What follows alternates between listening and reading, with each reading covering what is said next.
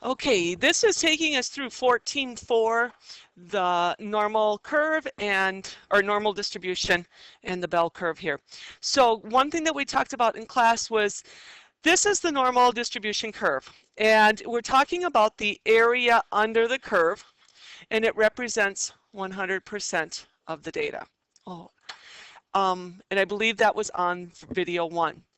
The few things that I really want to point out before we head into the next section is that this is 68.3% of the data that lies 1 standard deviation above the mean and 1 standard deviation below the mean. So you'll see us going, down by 1 standard deviation, the width, and then above by 1 standard deviation, whatever that standard deviation happens to be. In the next category, we move 2 standard deviations out away from the mean. So moving 2 standard deviations out above and below gets us 95.5% of the data in that region that we're talking out to 2 standard deviations. Finally, the last one that we're going to talk about is 99.7% of the data is captured when we are 3 standard deviations away from the mean. So we're way out on these narrow tails and capturing the data, almost all of the data, 99.7% of the data. The area under the curve is 100%. So there is still some data out here at these very tails, okay? We went through this on the other one. What I would like to do is get into, that was day 1 homework. And then this is what we did on day 2, 14.4. So people that missed Friday, here is what you missed. I'm going to have you print off some extra examples because I changed the examples that I had included on the original note packet. Jot this down. I altered the formula slightly. You will now see that there is a bar above the X here to represent the mean. This will be some value that we can calculate. And then this t value is coming off of the chart right down here. And this is our standard deviation, which could be calculated to be some value. So it becomes t times standard deviation. So if I were 2 standard deviations away from the mean, this t would be 2, and then whatever the standard deviation amount, maybe this was a 5, maybe this was 20, 25, 30, where my standard deviation was a 5. So that is how that formula is going to be used. And this TP chart represents, this is actually a percent if I move the decimal point, so 8%, 15.9%, and so on. It's just the P is represented in decimal value, representing, could also represent percent.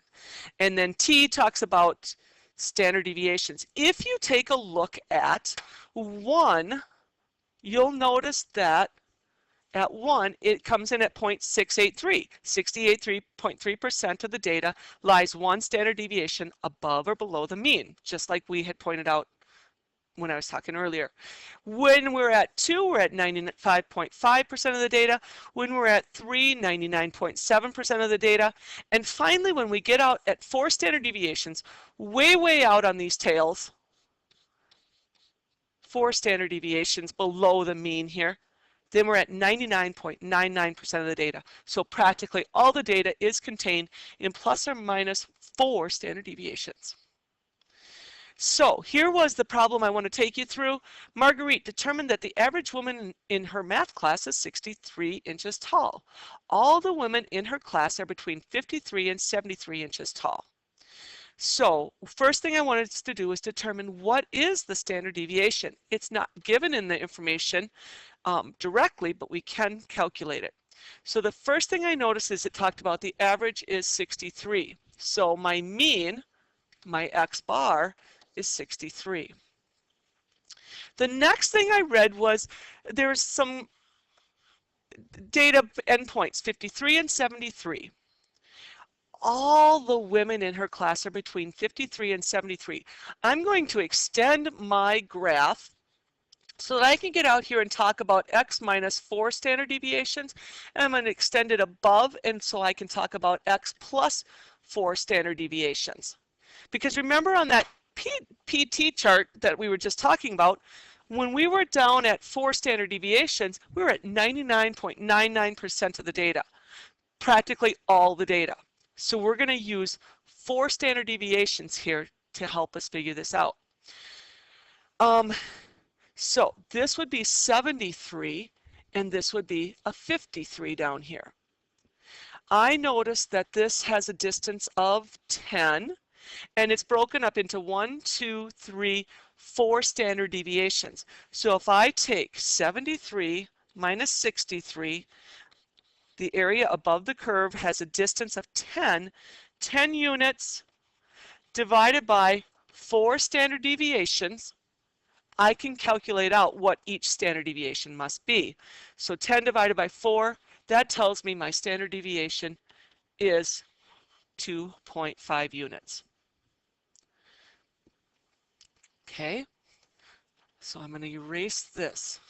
If I were to sketch my graph at this point, I could say this is 65.5, add my 2.5 standard deviations, and I would be at, let's see, 68, 70.5, and then up to that 73.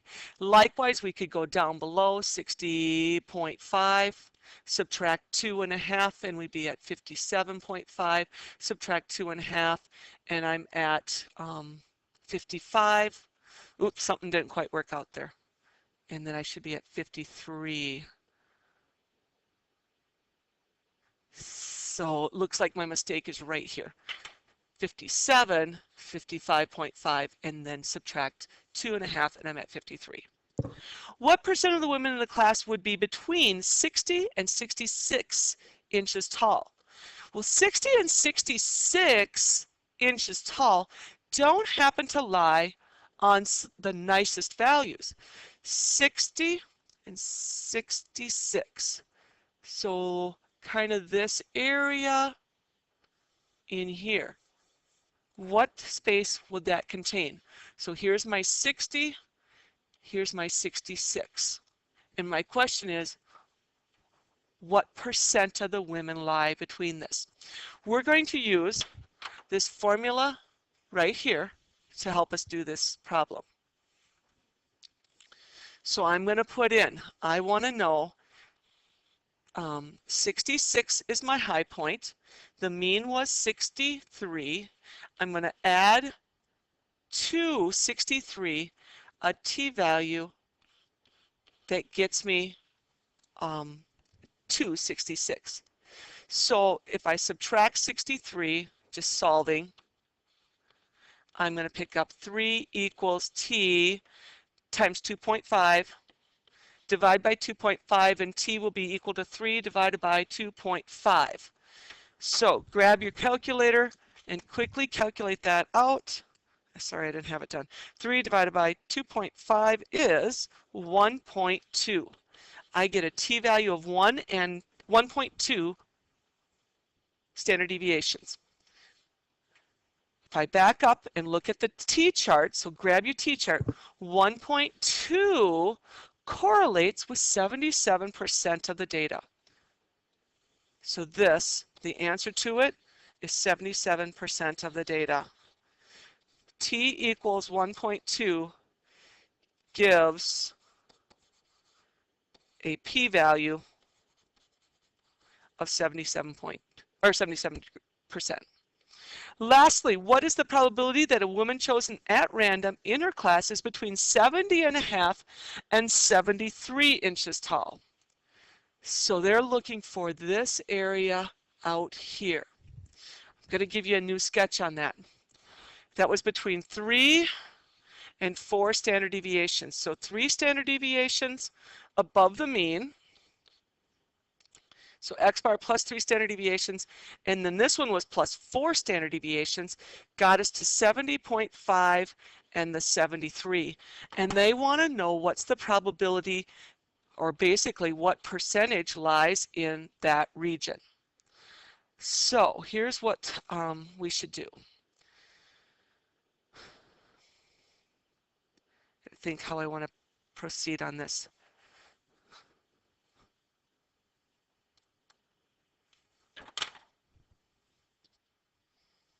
Okay, I just paused it for a moment. Here's what I wanted to draw out. So we want to calculate the percent that sits in this region.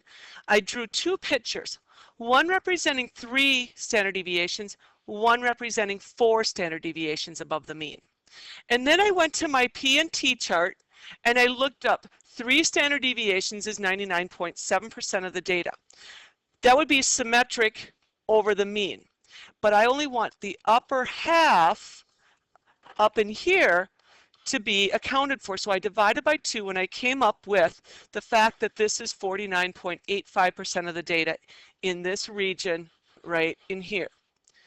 Then I did the same thing. I went back to that PT chart and I looked up 4 standard deviations and I knew it was 99.99%, and I showed that 4 standard deviations was 99.99%. I'm going to divide that by 2 so that I can talk about just the upper half of this region, and that is 49.95. If I take 49.995, 4 standard deviations, and subtract 49.85%,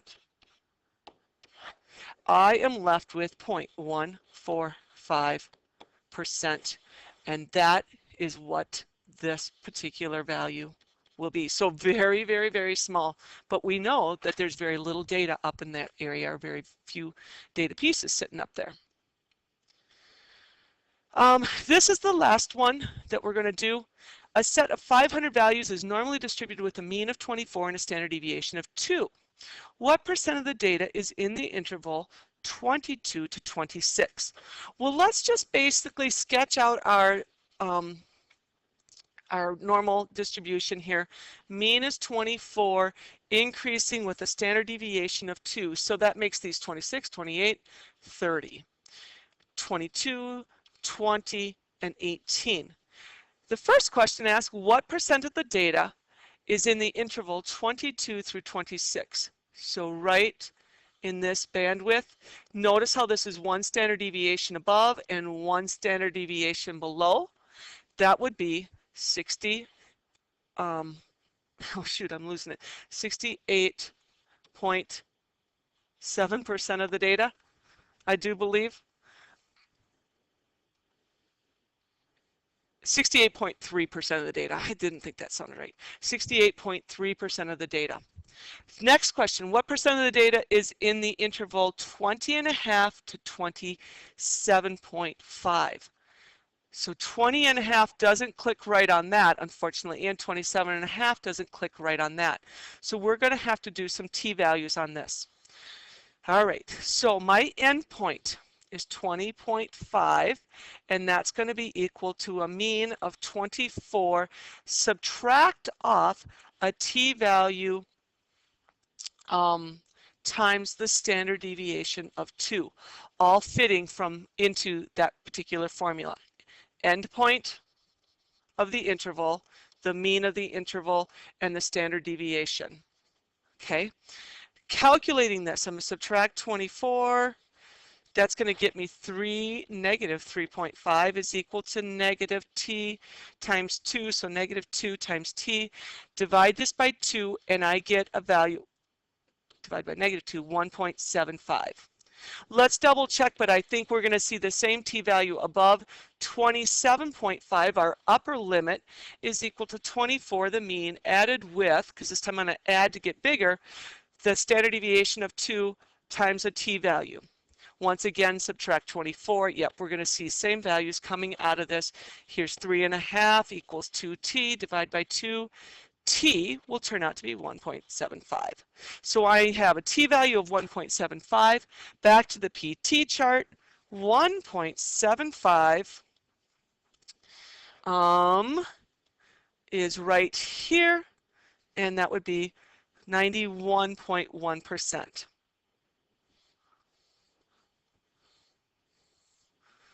91.1%. We just need to grab one of those values.